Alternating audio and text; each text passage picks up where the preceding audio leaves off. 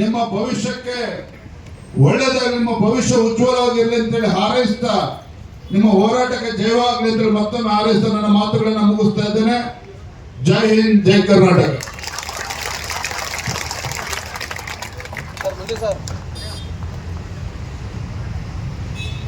ಈ ಒಂದು ಹೋರಾಟಕ್ಕೆ ನಮಗೆ ಆನೆ ಬಲವನ್ನು ನೀಡಿರುವಂತ ರಾಜ್ಯ ಬಿಜೆಪಿಯ ಅಧ್ಯಕ್ಷರಾಗಿರುವಂತ ವಿಜೇಂದ್ರ ಅಣ್ಣನವರು ಈ ಹಿಂದಿನ ಹೋರಾಟಗಳಲ್ಲೂ ಕೂಡ ನಮ್ಮ ಅಖಿಲ ಕರ್ನಾಟಕ ವಿದ್ಯಾರ್ಥಿ ಸಂಘಟನೆಗೆ ತಮ್ಮ ಸಂಪೂರ್ಣ ಬೆಂಬಲವನ್ನೇ ಕೊಟ್ಟಿದ್ರು.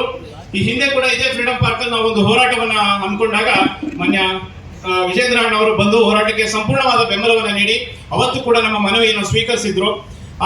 ಕೆಪಿಎಸ್ಸಿ ಅದರಲ್ಲೂ ವಿಶೇಷವಾಗಿ ಕೆಎಸ್ ಅಭ್ಯರ್ಥಿಗಳ ಪರವಾಗಿ ಪ್ರತಿ ವಿಚಾರದಲ್ಲೂ ಕೂಡ ಏನೇ ಪರೀಕ್ಷೆ ಕೆಪಿಎಸ್ಸಿಯಲ್ಲಿ ಯಾವುದೇ ಸಮಸ್ಯೆ ಆದ್ರೂ ಕೂಡ ಅದರ ಬಗ್ಗೆ ಇಮಿಡಿಯೇಟ್ ಆಗಿ ಒಂದು ಟ್ವೀಟ್ ಅನ್ನ ಮಾಡ್ತಾರೆ. ಅಭ್ಯರ್ಥಿಗಳ ನೋವನ್ನ ಅವ್ರ ಹತ್ರ ತೆಗೆದುಕೊಂಡು ಹೋದಾಗ ತುಂಬಾ ಪಾಸಿಟಿವ್ ಆಗಿ ರೆಸ್ಪಾನ್ಸ್ ಮಾಡ್ತಾರೆ. ಇಲ್ಲಿ ಬಂದಿರುವಂತಹ ಸಾವಿರಾರು ಅಭ್ಯರ್ಥಿಗಳ ಪರವಾಗಿ ಈಗ ಆಲ್ರೆಡಿ ಅವರು ಮಾತಾಡಿದ್ರು, ಹಲವಾರು ವಿಷಯಗಳನ್ನ ಇದರಲ್ಲಿ ಅವರು ಹೇಳಿದ್ರು.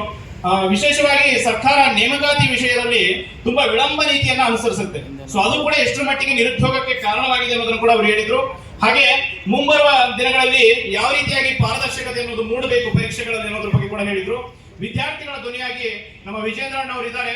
ಅವರ ಒಂದು ಹಾಸ್ಟೆಲ್ ನಾನು ಕೂಡ ವಿದ್ಯಾರ್ಥಿಯಾಗಿ ಓದಿರೋದು ವೀರಶೈವ ಹಾಸ್ಟೆಲ್ ಬಸವೇಶ್ವರ ಇದರಲ್ಲಿ ಇದೆ, ಹೊಸಳ್ಳಿ ಮೆಟ್ರೋ ಸ್ಟೇಷನ್ ಹತ್ರ. ಅದೇ ಹಾಸ್ಟೆಲ್ ಸಾವಿರಾರು ವಿದ್ಯಾರ್ಥಿಗಳು ಪ್ರತಿ ವರ್ಷ ಕೂಡ ಇಂಜಿನಿಯರಿಂಗ್ ಆಗಿರ್ಬೋದು, ಬೇರೆ ಬೇರೆ ಕೋರ್ಸ್ಗಳಿಗೆ ಜಿಲ್ಲೆಗಳಿಗೆ ಎಲ್ಲೆಲ್ಲೋ ನಮ್ಮ ಉತ್ತರ ಕರ್ನಾಟಕದ ಹಲವಾರು ಹಿಂದುಳಿದ ಜಿಲ್ಲೆಗಳಿಗೆ ಬಂದು ಓದ್ತಾರೆ. ಅವರೆಲ್ಲರಿಗೂ ಕೂಡ ಅನ್ನ ಆಶ್ರಯವನ್ನ ನೀಡಿರುವಂತಹ ಹಾಸ್ಟೆಲ್ ಅದು. ಆ ಹಾಸ್ಟೆಲ್ ಇಂದ ಕೂಡ ಹಲವಾರು ಜನ ಕೆಎಸ್ ಪರೀಕ್ಷೆಯನ್ನು ಬರೆಯುವಂತಹ ಆಸ್ಪಿರೆಂಟ್ಸ್ಗಳು ಇವತ್ತು ಇಲ್ಲಿ ಬಂದಿದ್ದಾರೆ ಈ ಹೋರಾಟಕ್ಕೆ.